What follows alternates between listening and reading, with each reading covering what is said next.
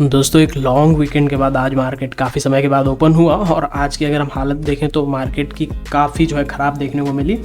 Market जो है crash नहीं कहेंगे पर गिरावट, तेज़ी वाली गिरावट देखने को मिली। नॉट तेज़ी वाली गिरावट। तो सबसे पहले अगर निफ्टी बैंक की बात करें तो निफ्टी बैंक जो है 300 पॉइंट की गैप डाउन ओपनिंग थी लगभग। उसके बाद जो है आपको 1400-1500 पॉइंट की गिरावट देखने को मिलती है सेकेंड हाफ में, not second half actually first half में ही दोपहर के आसपास मार्केट ने जो है रिकवर कर लिया। बट रिकवरी भी काफ़ी छोटी थी। अगर हम नेट बात करें तभी भी 1100-1200 पॉइंट की डाउन साइड में देखने को मिली है। निफ्टी बैंक में 3.5% से निफ्टी बैंक गिरी हुई है आज के दिन में। अगर हम नेट की बात करें दोपहर में, मतलब फर्स्ट हाफ में जो गिरावट थी उसकी तो हम बात कर ही नहीं रहे हैं।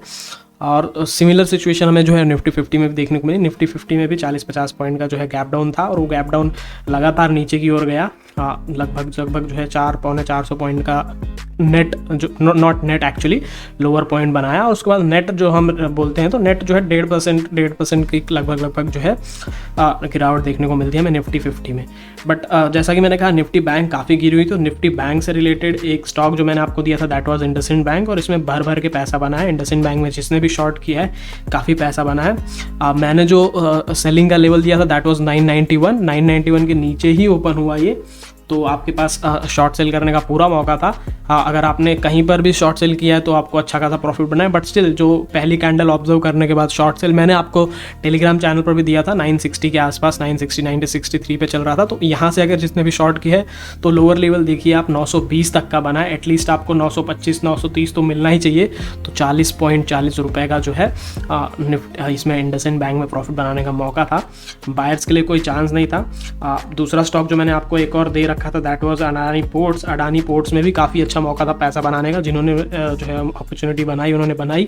अब देखिए ओपनिंग क्लोजिंग की बात करते हैं। जो शॉर्ट सेलिंग का मेरा लेवल था दैट वाज 729 पे किसी ने शॉर्ट सेल किया है यहाँ पर, तो उनको जो है 717-718 तक का लेवल देखने को मिला है।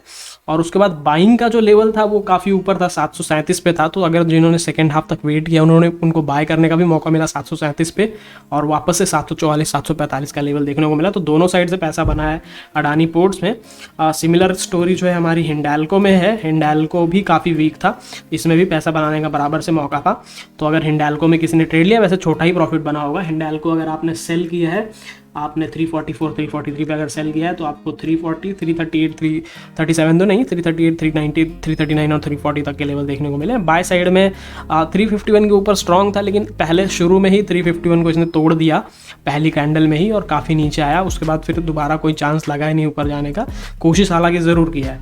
ठीक है, अब बात करते हैं कल के लिए कौन से होंगे स्टॉक जिनमें आपको ट्रेड करना चाहिए। तो सबसे पहला स्टॉक जो मेरे पास है दैट इज़ TCS। इवन आज के दिन अगर हम बात करें तो IT सेक्टर को छोड़ के पूरा मार्केट डाउन था, तो IT सेक्टर की ही बात करते हैं। TCS हमने IT सेक्टर से ही उठा रखा है। सो TCS में जो ऊपरी लेवल पे जो बाइंग लेवल है वो काफ़ी अच्छा है। यहाँ पर अगर आप TCS में बाय कॉल लेते हैं 3255 के ऊपर आप बाय कर सकते हैं TCS को। स्टॉप लॉस कहाँ रखेंगे आप? 3216। देखिए 3240 पे ट्रेड कर रहा है। इवन थोड़ा सा और ऊपर रख सकते हैं आप यहाँ पर 3230 का स्टॉप लॉस लगा करके 3255 थोड़ा सा और नीचे। हाँ, दिस इज द पॉइंट। 3250 लगभग आप पकड़ लीजिए। 3250 के ऊपर स्ट्रॉन्ग है TCS। 3250 के ऊपर बाय कर सकते हैं। स्टॉप लॉस रखिएगा 3230-3229 का।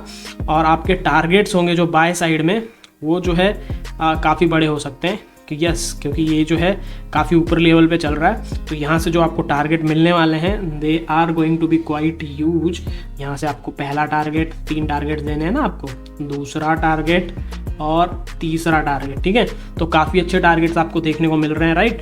अगर आप जो है बाय करते हैं कहाँ पे? 3250 पे बाय करते हैं तो पहला टारगेट आपको 3270, फिर 3280, फिर 3296 ये लेवल देखने को मिलते हैं। बट इंतज़ार कीजिएगा 3253, 3254, 3250 कम से कम क्रॉस हो जाए उसके बाद बाय कीजिए। और स्टॉप लॉस रखिएगा 3229 का, जहाँ पे इससे ये जो है वीक हो जाता है। ठीक है, अब उसके बाद शॉर्ट सेल करने के लेवल जो है आपको वो भी यही है 3230 का। इसके नीचे जो वीक है तो शॉर्ट सेलिंग के टारगेट्स आपके पहला,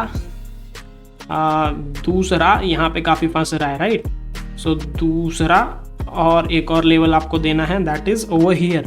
तो शॉर्ट सेलिंग आप करेंगे तो 3219, 3208 और 3196 ये आपके टारगेट्स होंगे शॉर्ट सेलर्स के लिए। स्टॉप लॉस आपका 3250 पे रहेगा शॉर्ट सेलिंग के केस में, ठीक है। ये हो गया TCS। दूसरा स्टॉक जो मैं आपको दे रहा हूँ that is going to be UPL, right. So UPL के बारे में भी बात कर लेता हूँ मैं आपसे। UPL की कहानी भी काफ़ी सिमिलर है, UPL में भी काफ़ी अच्छा मूवमेंट आज देखने को मिला। सो UPL के स्टॉक की अगर हम बात करें तो करंट जो भाव है उसको तो आप छोड़ दीजिए, यहाँ पर एक रेजिस्टेंस है, सपोर्ट है आई मीन, और एक रेजिस्टेंस है यहाँ पर। तो आप जो है ध्यान रखिएगा कि 646 छोड़िए, 650 के ऊपर जो है बाय कीजिए एंड 642 के नीचे सेल कीजिए। अगर आप बाय करते हैं 650 के ऊपर तो 642 का स्टॉप लॉस लगा के चलिए। टारगेट्स आपके काफ़ी आसान है। पहला टारगेट यहीं पर देखने को मिल रहा है आपको 653 का।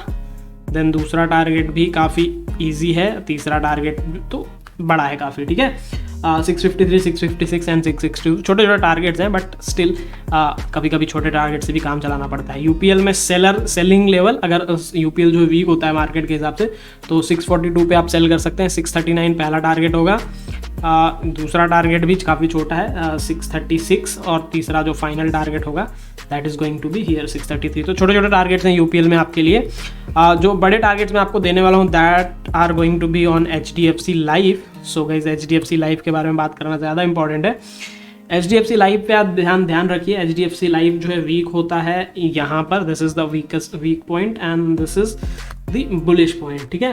तो HDFC लाइफ पे अगर आप ट्रेड लेते हैं तो आपके लिए जो इंपॉर्टेंट लेवल हैं इमीडिएट रेजिस्टेंस है, देखिए 683.5 का। एक्चुअली थोड़ा सा इसको ना हम ऊपर उठा लेते हैं, थोड़ा सा हल्का सा यहाँ पर, ठीक है। तो 684 पे आपका जो है रेजिस्टेंस है बाय करने का। 684 के ऊपर बाय कीजिए। टारगेट 1, टारगेट 2 एंड टारगेट 3, छोटे छोटे टारगेट्स दे रहा हूँ। ये अगर क्रॉस होते हैं तो अब बड़ा टारगेट फिर आपको यहाँ पर मिलेगा। तो आप ध्यान रखिएगा कि अगर आप बाय करते हैं 684 के ऊपर तो 686, 688, 690 आपके टारगेट्स होंगे। 694 भी मिल सकता है। लोअर लेवल पे आपका स्टॉप लॉस होगा 679 का, और आपके टारगेट्स होंगे पहला यहाँ पर 677 का। दूसरा टारगेट काफ़ी बड़ा है, 677 ब्रेक होता है तो आपको ये लेवल मिलेगा। तीसरा भी काफ़ी अच्छा है, तो आप इन चीज़ों पे ध्यान रखिएगा। 677 ब्रेक होता है तो 672 और 669 भी आपको देखने को मिल सकता है HDFC लाइफ के अंदर। तो ये हैं वो स्टॉक्स जिनमें आपको ट्रेड लेना चाहिए। एक और स्टॉक जो मैं आपको दे सकता हूँ दैट इज़ लाइक कि आप टाइटन पे भी ट्रेड ले सकते हैं। टाइटन में भी काफ़ी अच्छा मोमेंटम है, तो टाइटन पे भी आप ध्यान रखिए। टाइटन का जो स्टॉक है वो यहाँ पर जो है वीक हो जा रहा है, और स्ट्रॉन्ग तो इस लेवल के ऊपर ही है। अगर यहाँ पे जो है ये आपके लिए इम्पॉर्टेंट लेवल्स हैं टाइटन पे, 1, 2 और 3। निचले साइड पे 1, 2 और एक और कहाँ पे, यहाँ पे 3। तो टाइटन पे आप नज़र रखिएगा। टाइटन पे अगर आप ट्रेड ले रहे हैं, टाइटन को अगर आप ट्रैक कर रहे हैं, 1535 पे ट्रेड कर रहा है, 1547 के ऊपर बुलिश है, 1547 के ऊपर बाय कॉल है, 1559, 66 और 1580 टारगेट्स होंगे। लोअर लेवल पे 1527 के नीचे शॉर्ट सेल करेंगे, 1516, 1503 और 1493 ये आपके लेवल होंगे। इसके अलावा एक और स्टॉक है मेरे पास आज आपके लिए, दैट इज़ L&T। मेरा काफ़ी फेवरेट स्टॉक है पर्सनल लेवल पे। L&T पे आपको ट्रेड ज़रूर लेना चाहिए, काफ़ी अच्छा स्टॉक है। तो L&T पे जो आपके लेवल्स हैं, सपोर्ट लेवल निचला यहाँ पर, रेजिस्टेंस यहाँ पर, टारगेट 1, 2, 3, नीचे के साइड टारगेट 1 भाई 1, 2 एंड 3।